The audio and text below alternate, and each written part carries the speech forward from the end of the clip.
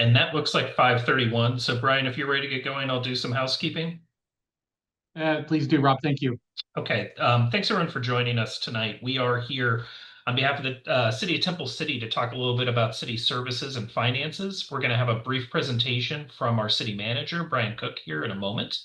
If you're attending with us this evening, you are muted and with your camera off. We will leave it like that for the presentation. At the conclusion of Brian's remarks, you can use the feature here on Zoom where it says raise hand to raise your hand, and I can recognize you to speak, to ask questions or give feedback as you would like.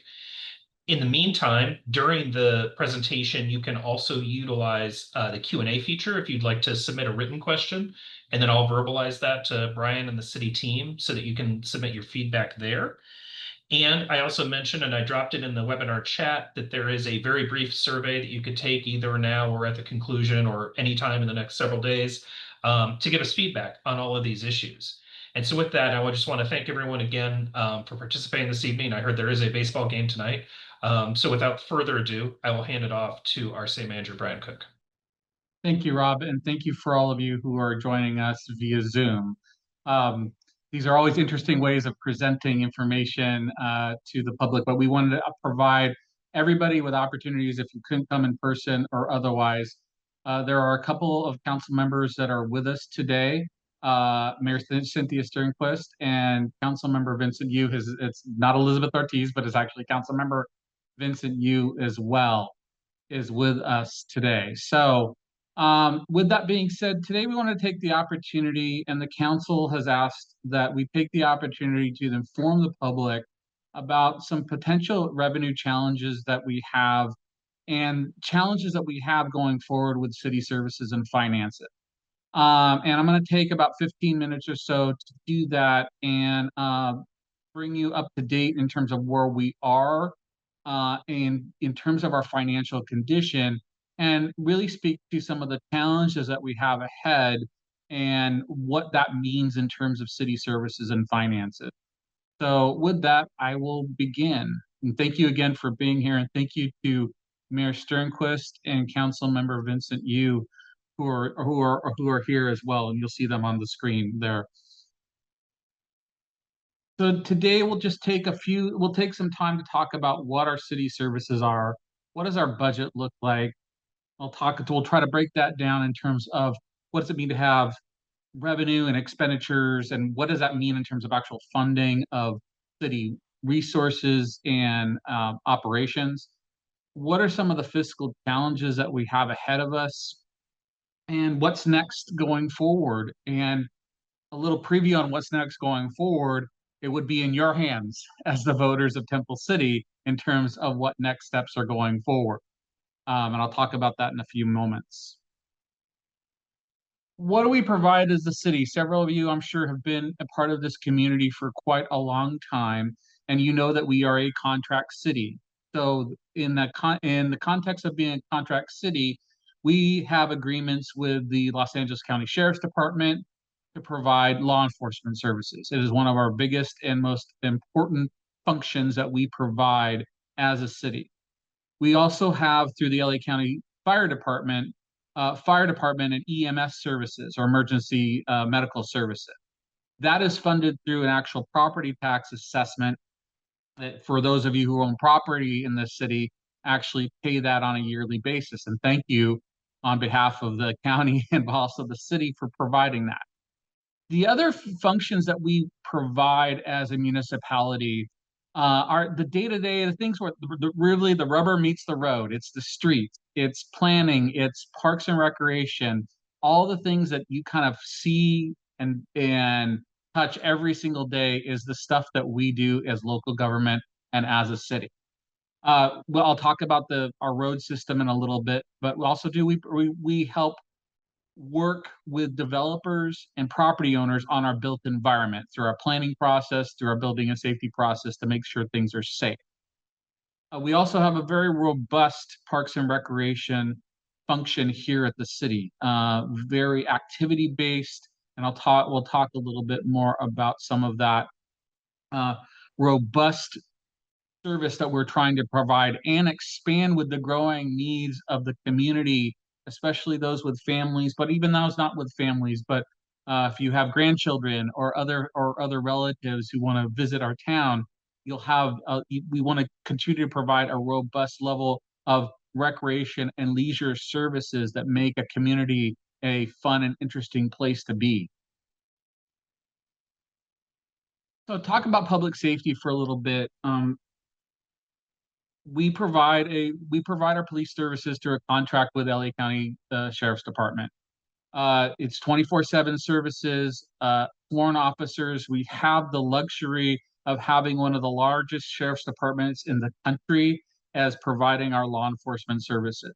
So when it comes to the small quality of life issues that you face, we actually have a small SAO team, our special assignment team that assists with those two major crimes in the area. So we have a robust menu of services that the LA County Sheriff's Department provides.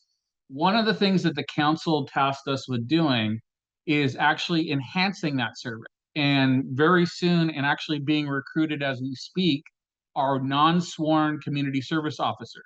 So we switched from a parking enforcement officer, and the council allowed us to move to community services officer. What will those folks do? Well, they will do a lot of the supplemental law enforcement services. They won't be armed, but for example, if we get a call for service and it was related to something that happened a day ago and someone needs to take a report, or it is safe for that community service officer to respond to that call and it is not life safety, there is not an imminent threat, then that's where we'll provide that. The idea behind that is to provide more bodies, more people in the street to assist with the law enforcement efforts of our sworn officers from LASD. More of that to come. We are recruiting for that right now, and we're excited to bring that as part of the service coming forward, and at the direction of the council to really try to provide a economical but enhanced way of providing law enforcement and public safety services to the community. Uh, our fire and emergency services are provided by our dear friends at the LA County Fire Department. Just kind of as something to note, 75% of the calls for service from the fire department are medical emergency related. Uh, Fortunately, due to good building standards and other things, we don't have too many fires. And we had the tragedy that happened just north of us earlier this year. But we're fortunate that we don't have that many fires. We do have house fires occasionally, but 75% of our calls for service are related to emergency medical issue. We're fortunate for both on the fire side and on the sheriff's side to have our stations here. Station 47 is, I'm in City Hall right now. It's just right next door to us in terms of calls for service.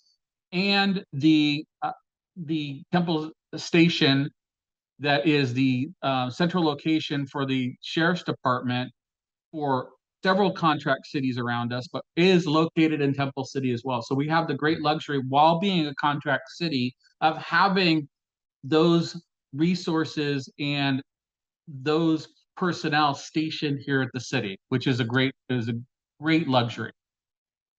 Not all cities can note that. One of the things we do as a city is try to maintain our infrastructure, the things you deal with every day. We have about 71 miles of roads. We have a community center at Live Oak Park.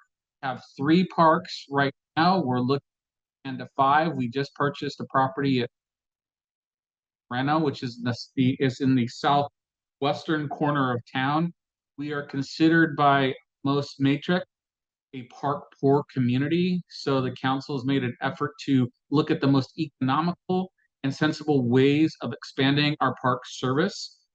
And we've done that very aggressively, strategically, and prudently over the last few years. And I'll talk about a little bit more.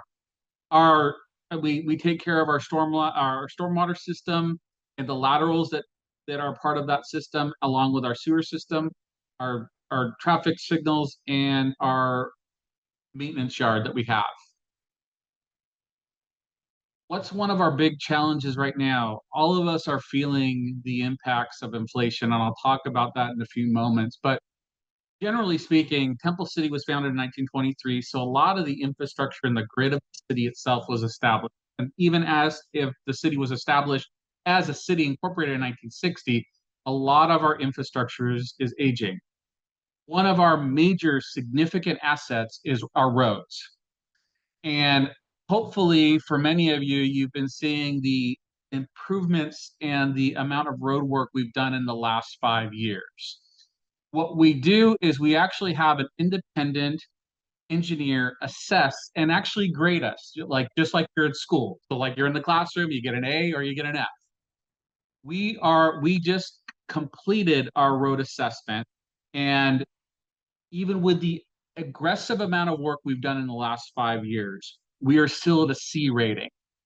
What does that really mean at the end of the day? Just kind of like on a scale. So you're thinking of all the streets that you have in the city. That means some are going to be in really good shape. We just did, for example, Santa Anita from end to end would be an A plus right now. We're in great shape. But you go through a lot of residential streets right now, they're likely to be a D or an F. So when you average those out across the community, we're at a C, and we have a lot of poor streets.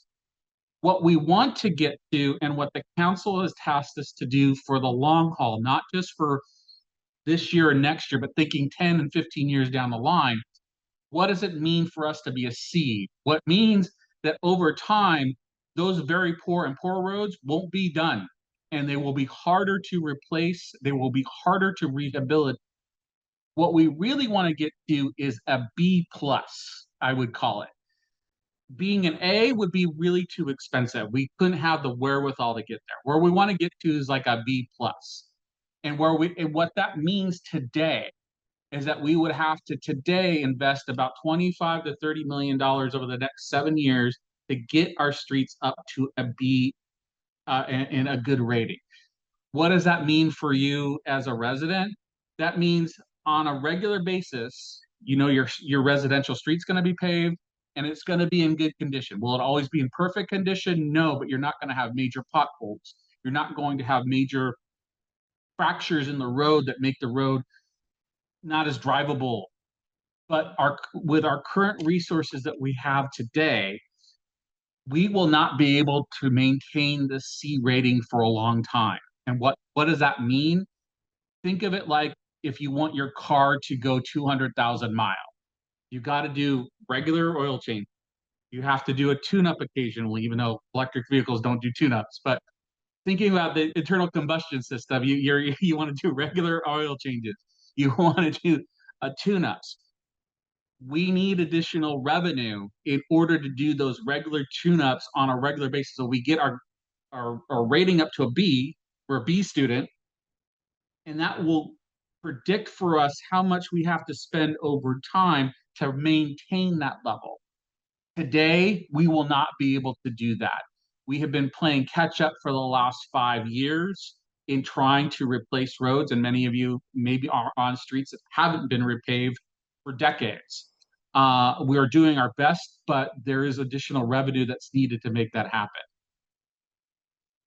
So just to speak to our city's budget, this council for the last 10 years and more, almost 15 years, has really been extremely prudent about how they budget, what they budget for, and what we spend our money on. So we have about $26 million in expenditures this year with $20 million in revenue. What does that mean?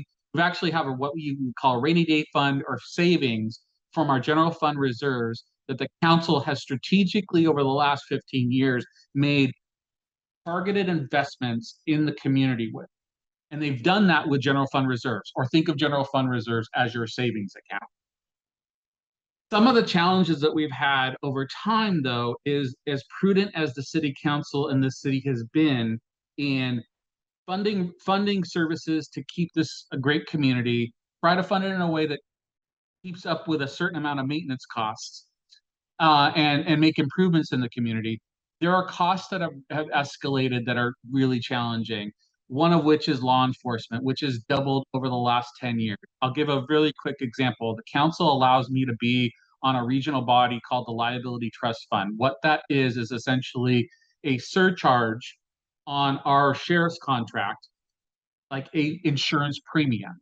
So a little closer to about 12 to 15 years ago, that in premium was almost 3% of the total amount of the contract. So think of it this way. If for every $1 million we spent on the sheriff's contract, 3% of that went into paying for an insurance premium or $30,000. Today, that percentage is 12.5% or $125,000 for every $1 million in contract cost. And that is no one's fault. That is just the escalating cost of law enforcement services anywhere in the country. So one of the challenges that we've had, and the council's done an amazing job in directing me to find ways to say, keep levels of services in a good place, keep us financially prudent, but those costs have escalated over time. This is a pie chart just to give you an idea of where we get our revenues and where we spend our money.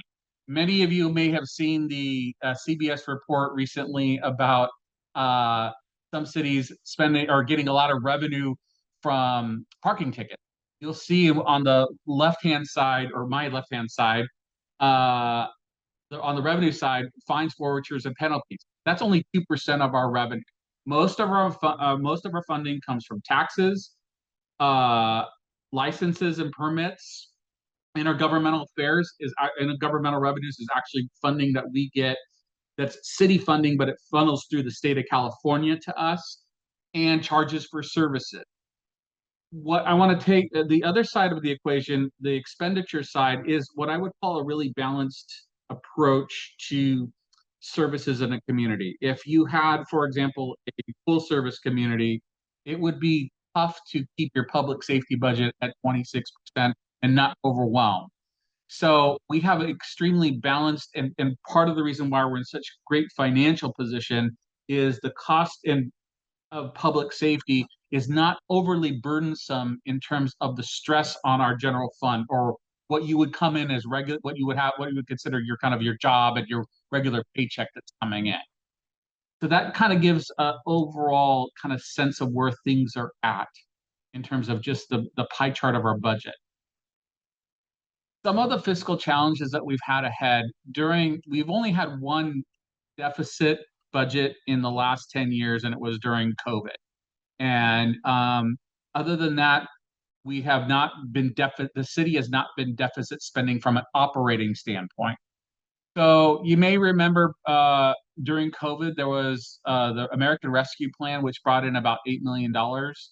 That was fully expended, but it was expended in a very strategic way. The council was very explicit in saying we are not going to use that revenue to offset or cover operating costs. We're going to use that money to reinvest in one-time capital projects and things and physical assets of the city. So what we did spend that on is our Live Oak Park playground, our new playground just right outside here of Temple City Park.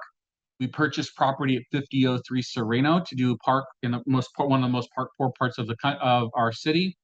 And City Hall, rather than building a whole new City Hall, we did a new roof that hadn't been replaced since 1985, and HVAC units which were pretty close to that age as well, so that we have a City Hall without having to do a complete renovation will last for decades to come. To be very explicit and blunt, we don't, as a city, have sufficient funding going forward to do the road repairs at the pace, the level, and the intensity that we've done in the last 5 years.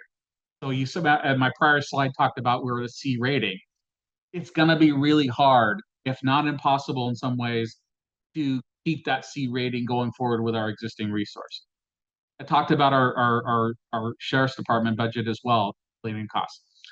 We do a 5-year projection, and the council sees every year during the budget process a 5-year projection of costs going forward, both on the revenue side and the expenditure side. In years past, we saw more relatively robust, not excessive, but robust surpluses. In our latest 5-year projection, we see very minimal to no surpluses going forward. Why is that important? Because we've been able to use that to reinvest back in the community, be part of the maintenance component of the community as well, in terms of our roads and things, but that's going to be tough going forward. So we have that challenge. We're a little leaner than we have been in the past. That's a double-edged sword, but we are lean. Now, we do keep a level of reserves at a pretty robust pace for two reasons. One, we want to always have enough cash on hand to do the major projects that we've been doing. Roads cost millions of dollars. Our last road project was over $5 million. We want to make sure we have enough cash on hand. We invest that money. We position ourselves. Mayor Sternquist many years ago was able to get funding from the County of Los Angeles if we matched the exact that portion of money to completely gut and redo the library. We're in that position. We're likely to be closer to the 90% reserve level going forward with the challenges we have. We are debt free as an agency. The council is very prudent in what they look for. They look forward in our terms of our financial projections, and we don't have any. We carry as a city ourselves. We carry no debt. We've been the recipient of certificates of achievement, meaning we're doing a good job at being transparent about our budget and other things as well. I talked about balanced budget except for COVID in 2020 and 2021. One of the other tasks that the council really emphasizes us to do is go out and get other people's money or grants. And other people's money have paid for things like Primrose Park. We're hopefully looking to them to provide some funding for some other parks as well, and road improvements and other things as well. But those funding sources only really help with one-time things occasionally. And with the uncertainty, both economically and what the uncertainty on the federal side of where funding could come potentially, we really have to look at relying on ourselves to provide funding on an ongoing basis in a more robust, consistent, and stable manner. So what does that mean after all of this? The city is exploring the possibility of a 3/4 cent sales tax increase. Our voter approval, which the bottom is a summary of all the things that we do and we want to keep maintain going forward. Roads being one of those critical aspects, which I talked to you about where we don't have enough funding going forward to maintain them levels that we'd like, not only that we'd like, sustainable over time. One of the things to note is that the city only keeps a fraction of the property tax and sales tax you pay. If you're a property owner, we only keep about a little less than 9 cents on the dollar of every property tax dollar you pay. I'll show you the sales tax numbers. This is the current breakdown of sales tax of 9.75 charged in the city of Temple City. The state of California gets 6 of that. The county gets 2.75 of that. And I'll just talk about that real briefly. And currently, Temple City only gets 1. And that is constitutionally protected as well. And I'll talk about that in just a few moments. If we were to go to 10.5 as a total, which is consistent with a lot of other communities, this is how the breakdown. So we would capture that 0.75. So we go from 1 to 1.75. The other entities would not get that funding. This is the breakdown of where that county 2.75, this one right here, 2.75 goes. Now, some of that does come back partially to the city, but it does not come back 100%. And one of the areas that we really struggled with the county, and I think the council had expressed some frustration as well, is in that bottom one, Measure A. We really wanted to, there's a homeless population throughout the San Gabriel Valley that we're trying to provide a level of service to. And there is not $1 of that comes directly back to the city, even though you're paying for it. So you're paying for this 2.75 when you buy something in the city. None of that's coming back. There is a bit of money coming back from Measure R, Measure M, Measure Prop A, and Prop C, but not the entire amount of that too. And it is specifically restricted. So that's one of the challenges we have. This is the breakdown of our surrounding communities. We are one of the lowest sales tax rates in the county. And one of the things to note is that 7.75%, any other larger entity, the County of Los Angeles, AQMD, or others, could put on the ballot and charge that 0.75%, meaning it would go directly to another city. So we could get up to 10.5% and see not one dime of that money going forward.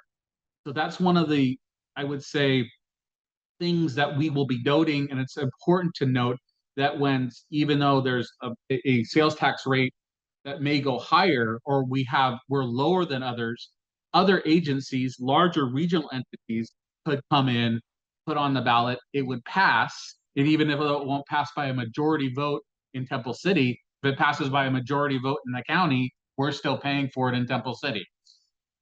Maybe some of you know this, but sales tax exempts most groceries, prescription drugs, rental rent, residential rent, professional services, and utilities. So if the council, so this would have to be referred. Council can't impose this themselves. This is up to the voters to approve. And if brought forward by the voter to the voters in early 2026, it would bring in about $2.5 million of revenue. What would that mean to us? That revenue would allow us to pave all residential streets every 7 to 10 years. Our other revenue sources take care of like things like Las Tunas, Temple City Boulevard, Rosemead, Santa Anita, but we don't have the revenue sources for residential streets, and this would enable us to have that. And I talked about this a few minutes ago, or a moment ago, but this is locally generated taxes. This revenue stays in the community. It can't be transferred to another agency. Constitutionally, by law, it has to stay in Temple City. This would be the first time that we would be asking the voters for a tax. And if I was to speak generally, we've seen the escalation in costs just like you have as well. So that pain of what has happened on the inflation front, we're feeling it too. And we want to make sure that we are providing the best, most robust services we can to the community. And we need a little bit of help in doing that. So we did do a poll in January, shortly after the tragic fires. We did a poll, and a majority of the residents said that they would support a 0.75% sales tax increase. We're going to continue to provide information. The council will be considering placing this on the ballot relatively soon in late November. But with that, I would turn it over. If thank you for listening to me for a little bit of time. I appreciate that.